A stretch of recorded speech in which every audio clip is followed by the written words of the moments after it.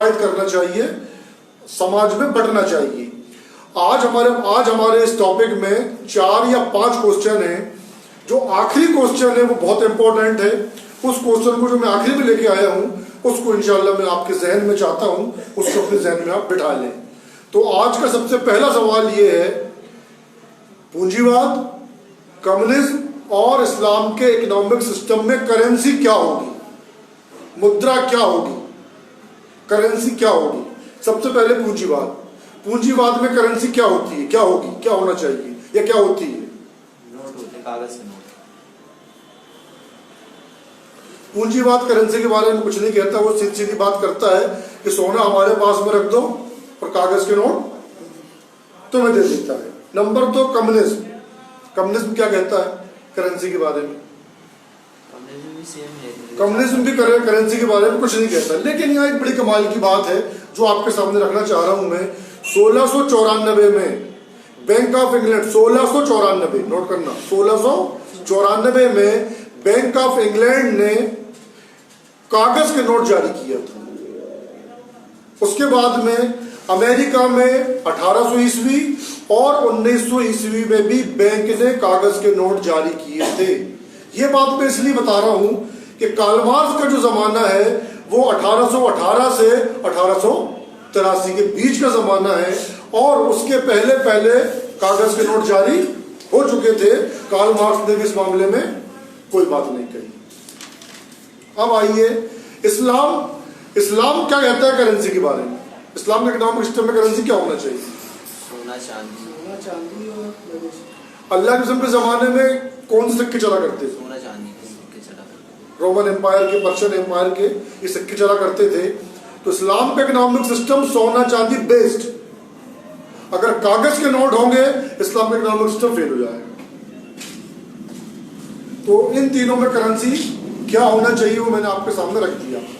अगला सवाल इसमें यह है, इन तीनों में सूद, नशा, जुआ, सट्टा, सेक्स, शराब, माल, जमीन, दलाल, माल प्लस मेहनत, forward trading, stock exchange, holding के बारे में ये तीनों क्या क्या कहते हैं? पूंजीवाद सूद के बारे में क्या कहता है?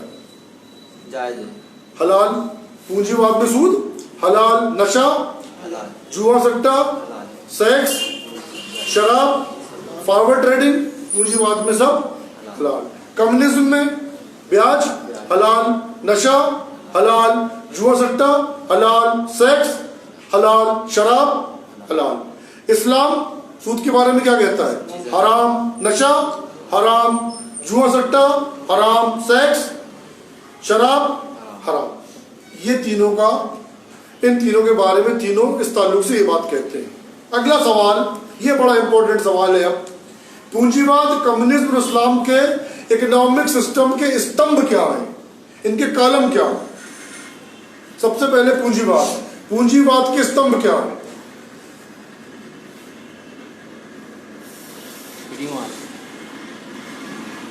नंबर 1, जारी करने वाले, शुरुआत में यहूदी इंसान, उसमें यहूदी। नंबर 2, सूद पर कर्ज। नंबर 3, कागज के नोट, अब डिजिटल नोट। नंबर 4, दौलत चंद लोगों के हाथ में होगी, सिर्फ पूंजीपति की। इनकम टैक्स, सैलरी पर टैक्स, पेट्रोल के रेट बढ़ाकर पेट्रोल पर टैक्स, क्रेडिट कार्ड, बॉडी पे चिप लगाना और इनमें से ये हर चीज को प्राइवेट करना चाहते हैं। ये है पूंजीवादी निजाम के या पूंजीवादी निजाम के स्तंभ। अब कम्युनिज्म निजाम के स्तंभ क्या क्या हैं? इसमें भी लगभग सूद पर कर्ज इसमें भी है, कागज के नोट और डिजिटल नोट, टैक्स और इनकम टैक्स इसमें भी है। अब आइए इस्लामी निजाम के स्तंभ, इन इस्लाम के इकोनॉमिक सिस्टम के स्तंभ कौन कौन से? सबसे पहले ज़कात। नंबर 1, कुरान के जरिए सच बोलने वाले और ईमानदार लोग पैदा किए जाए, कुरान के जरिए। नंबर 2, सोना चांदी बेस्ड, सोना चांदी के सिक्के। बैतुल माल, राजकोष, दौलत समाज में तकसीम होना चाहिए, चंद लोगों के हाथ में नहीं होना चाहिए, पूंजीपति के हाथ में नहीं होना चाहिए। सूरह हश्र आयत नंबर 7। दौलत चंद लोगों के हाथों में नहीं होना चाहिए। ज़कात दो, तुम्हारा माल हलाल। 3 चीज प्राइवेट नहीं होंगी, इसमें सब बराबर के हकदार हैं। पानी, जंगल और जिन चीजों से आग पैदा होती है, ऑयल, गैस, बिजली, कोयला वगैरह वगैरह, ये 3 चीजें। इसमें कुछ कहना है आप लोगों को?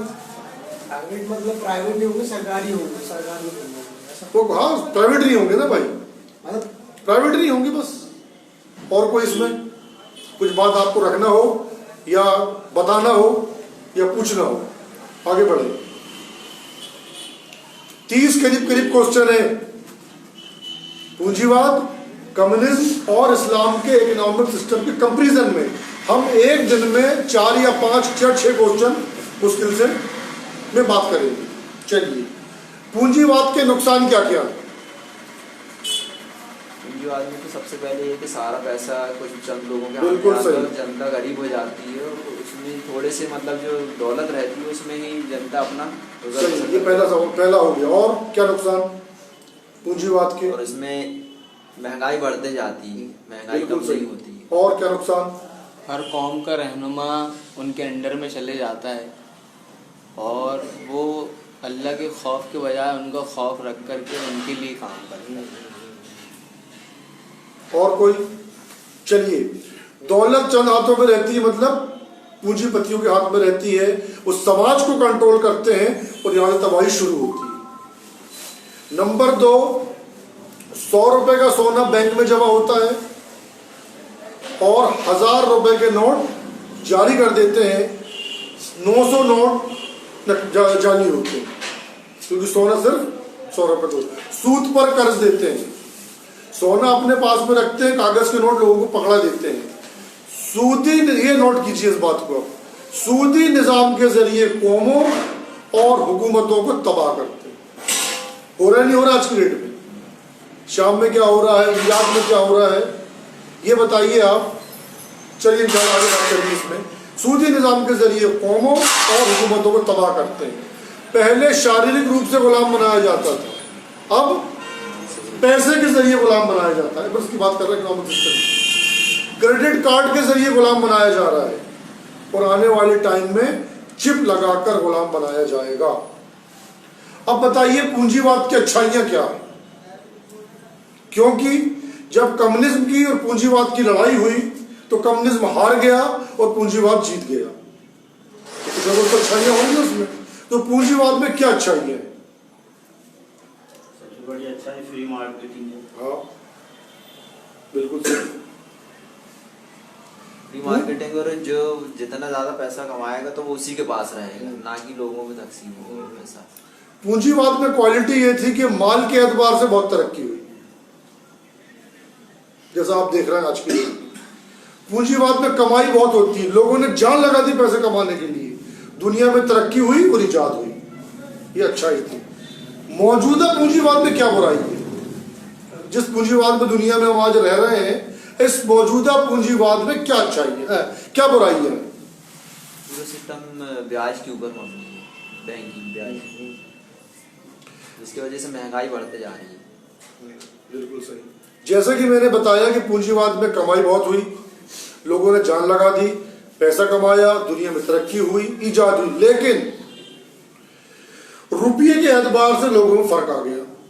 अमीर आदमी अमीर बनता चला गया, गरीब आदमी गरीब होता चला गया। कुछ लोगों ने अपनी सलाहियत के जरिए, अपनी मेहनत के जरिए, लेबर के जरिए, मजदूर के जरिए, रुपये के जरिए 98% लोगों का पैसा 2% लोगों ने अपनी तरफ खींच लिए। ये कहलाए पूंजीपति। 2% पूंजीपति, मिडिल क्लास 10 से 15% और गरीब 80%। अच्छा, ये मिडिल क्लास दुनिया में कब से आया? पहले था पूंजीपति, मजदूर और किसान। ये मिडिल क्लास दुनिया में कब आया?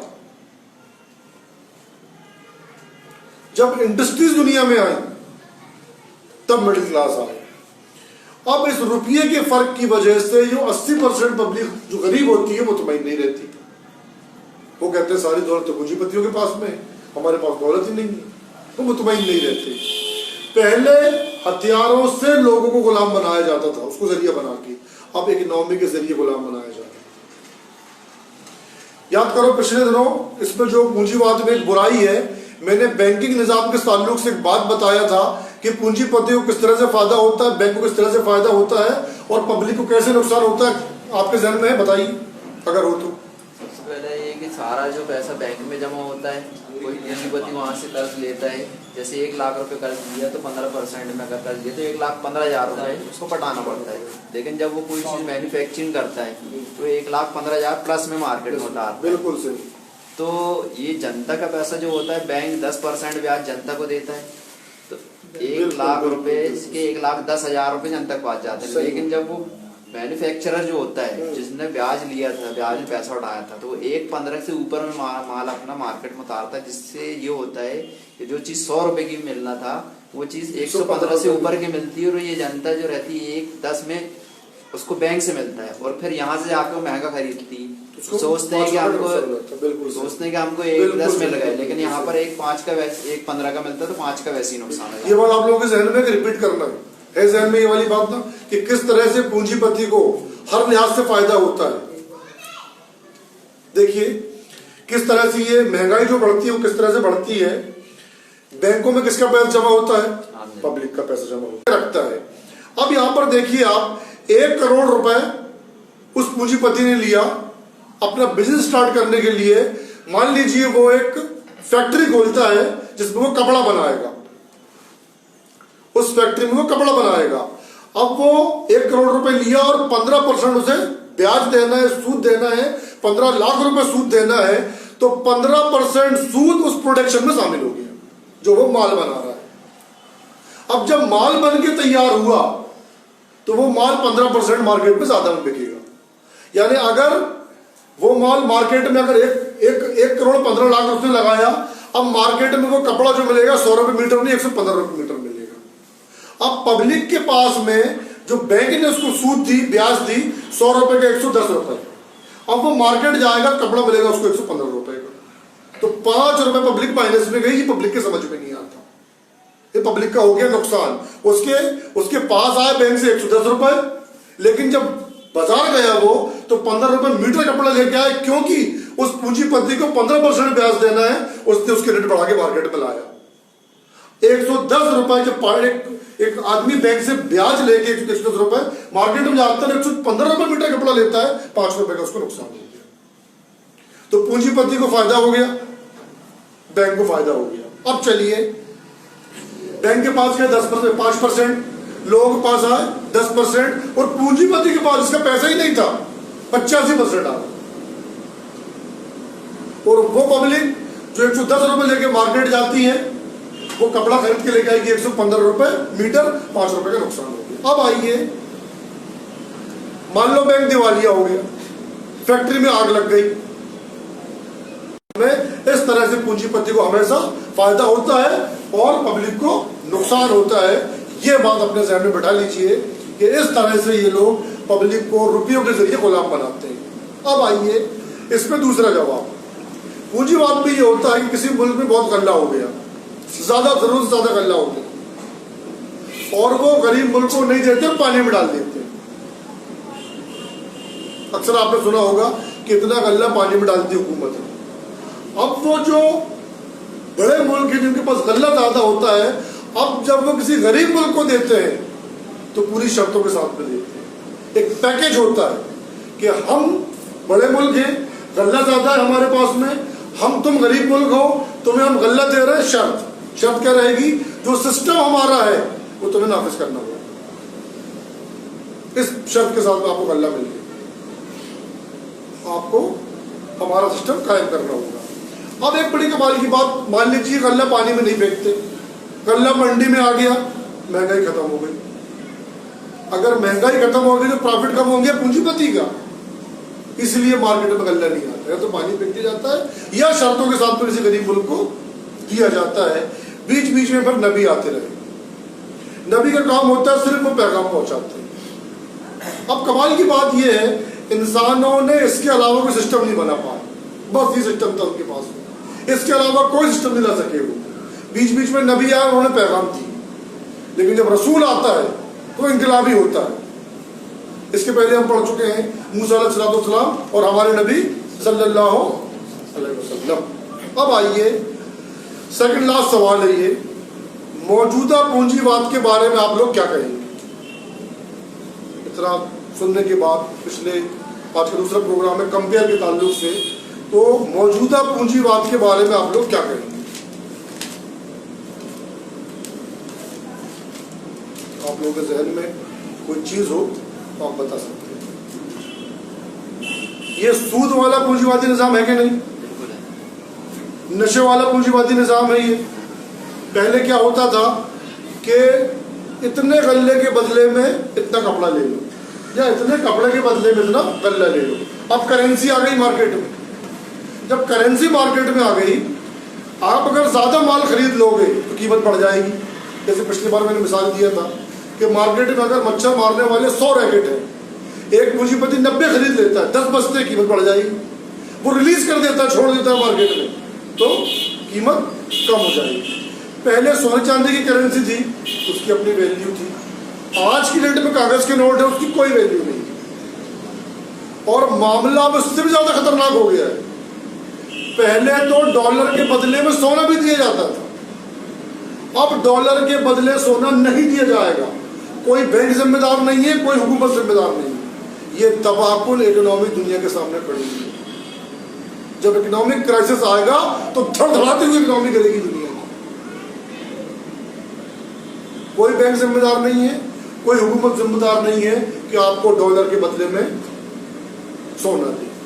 अब आइए आखिरी क्वेश्चन, और बड़ा खास सवाल है ये, इसमें बड़े सुकून के साथ में अपन बात करेंगे। सवाल सुन लीजिए, बड़ा अहम सवाल है। क्या आइडियली मुमकिन है, क्या आइडियली मुमकिन है कि सारे लोग बराबर हो जाएं इकोनॉमी के एतबार से, रुपये के एतबार से? क्या आइडियली मुमकिन है कि सारे लोग बराबर हो जाएं रुपये के एतबार से, इकोनॉमी के एतबार से? तीनों क्या कहते हैं इस मामले में? पूंजीवाद क्या कहता है, कम्युनिज्म क्या कहता है, और इस्लाम का इकोनॉमिक सिस्टम क्या कहता है? सबसे पहले पूंजीवाद। सवाल समझ में आया? हाँ, समझ में। क्या आइडियली मुमकिन है कि सारे के सारे लोग बराबर हो जाएं, सारे के सारे इंसान बराबर हो जाएं इकोनॉमी के एतबार से? पूंजीवाद क्या कहता है? पहला पूंजीवाद तो इसके खिलाफ है। चलो, पूंजीवाद क्या कहता है बताइए। बात तो बेसी हुई है ना कि हमारे पास पैसा रहेगा, तुम गरीब रहो, चलो, बहुत बढ़िया। तुम इक्वल होगा, तुम हमारे बराबर हो जाओ। बिल्कुल, चलिए, बहुत बढ़िया बात आपने वही कह दी है। एक अमीर आदमी होता है पूंजीवाद में, 2% पूंजीवाद में 2 पूंजीपति होते हैं, 2%, 10 से 15% मध्यम वर्गीय होते हैं, और 80% पब्लिक गरीब होती है। पूंजीवाद में सब बराबर नहीं है। कम्युनिज्म क्या कहता है? कहता तो है, हाँ, कहता तो है, यही तो कमाल की बात है। कहता तो है, क्या कहता है? कम्युनिज्म कहता है सारे इंसान बराबर होना चाहिए। क्या जबरदस्त आइडिया है, आप देखिए। कौन कबूल नहीं करेगा इसको? क्या सारे इंसान इकोनॉमिक के एतबार से बराबर हो जाए, रुपये के एतबार से बराबर हो जाए? लेकिन प्रैक्टिकल में क्या होता है?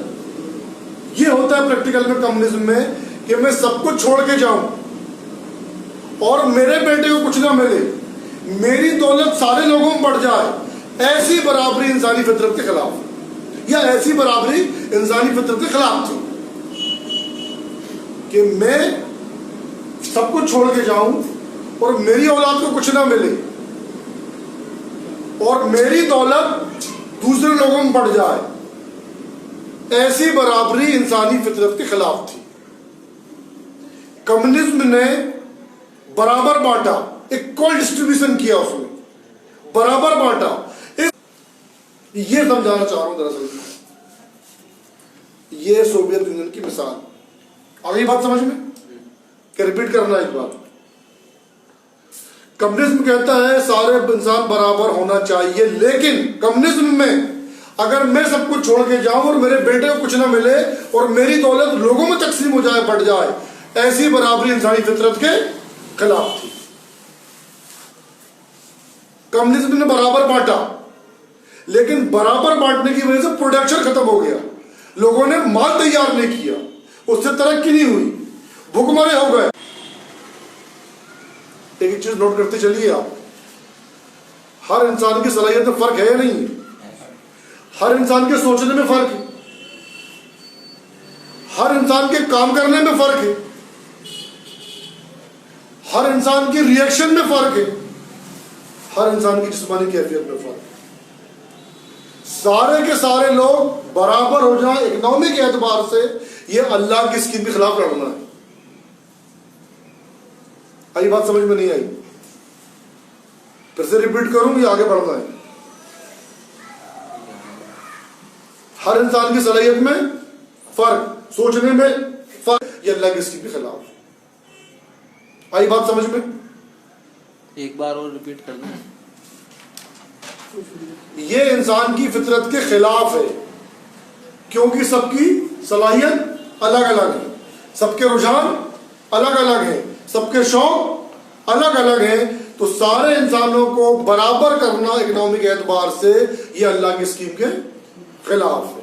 अच्छा, अब इसकी मिसाल सुनिए आप। चीन को भी मानना पड़ा कि फ्री इकोनॉमी के बगैर काम नहीं हो सकता, चीन को मानना पड़ा। आज चीन के बारे में आप सब लोग जानते हैं कि इकोनॉमिक एतबार से कितना पावरफुल मुल्क है। अपने सामान तैयार करता है, वो माल बनाता है, और माल बना के कम रेट में बेचता है, उसको प्रॉफिट होता है। तो चीन को भी मानना पड़ा कि फ्री इकोनॉमी के बगैर कोई काम नहीं हो सकता, और फ्री इकोनॉमी कुदरत का कानून है। फ्री इकोनॉमी कुदरत का कानून है। चीन ने कम्युनिज्म को चेंज करके कुछ हिस्सा पूंजीवाद के लिया, कुछ हिस्सा सोशलिज्म के लिया, और अपनी इकोनॉमी को बैलेंस किया। इस्लाम बड़ी साफ साफ बात करता है। अब देखिए दलील क्या है। कुरान मजीद में अल्लाह क्या जबरदस्त बात कहता है। ये उसूल देखिए आप, कितना अल्टीमेट उसूल है। सूरह ज़ुखरुफ की आयत नंबर 32 में अल्लाह फरमाता है, हमने इंसानों के बीच उनकी इकोनॉमी में फर्क रखा। हमने इंसानों के बीच उनकी इकोनॉमी में फर्क रखा है ताकि तुम एक दूसरे से काम ले सको। इस उसूल पर सारा समाज अमल कर रहा है। गौर करके देखिए आप, क्या इस उसूल पे सारा समाज अमल कर रहा है कि नहीं कर रहा है?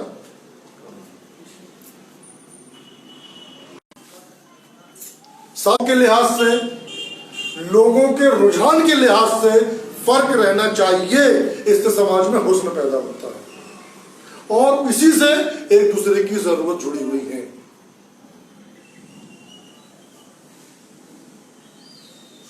कि सवाल आपके समझ में आया? हाँ बिल्कुल पूछो। इकोनॉमिक में मतलब लेवल मतलब कम एक सा नहीं रह सकते, बट लेकिन एक मध्यम वर्ग ही हो सकता है, मिडिल क्लास तक हो सकता है। गरीबी मतलब थोड़ी हट जाएगी। भाई किसी के पास 1 करोड़ होगा, किसी के 1 करोड़ 1 रुपए होगा, किसी के पास ज्यादा, किसी के पास 9999 हो जाएगा। क्या दिक्कत? मिडिल रहेगा भाई मतलब आपके हट जाएगी इस्लाम में। बड़ी सीधी बात, आपके लोगों की सलाहियत में फर्क अलग अलग है कि नहीं? आपने बहुत से ऐसे लोग देखोगे भैया मैं सिर्फ कमाना आया हूं बस। आप सिंधियों को देखो, वो सिर्फ दुनिया में खाने कमाने आए, कोई काम नहीं इसके अलावा उनके पास, सारी सलाहियत वही लगाते हैं। आपने ऐसे बहुत से लोग देखोगे यार मैं बहुत ज्यादा पैसे नहीं कमाता, मेरा रुझान इस फील्ड में है, मैं इस फील्ड में काम करना चाहता हूँ। कम पैसा मिलता है उसको, कम पैसा कमा पाता है क्योंकि उसका ध्यान किसी और फील्ड में है। एक इंसान के अंदर में 15 या 17 क्वालिटी होती है। हर इंसान के अंदर में एक क्वालिटी उसकी उभरी हुई रहती है। अगर उसने अपनी उस क्वालिटी को पहचान लिया, उस फील्ड में आगे निकल जाता है। किसी के अंदर लीडरशिप की क्वालिटी होती है, किसी के अंदर समझाने की बड़ी अच्छी क्वालिटी होती है, किसी के अंदर फर्ज की क्वालिटी बहुत अच्छी होती है। और कोई भाई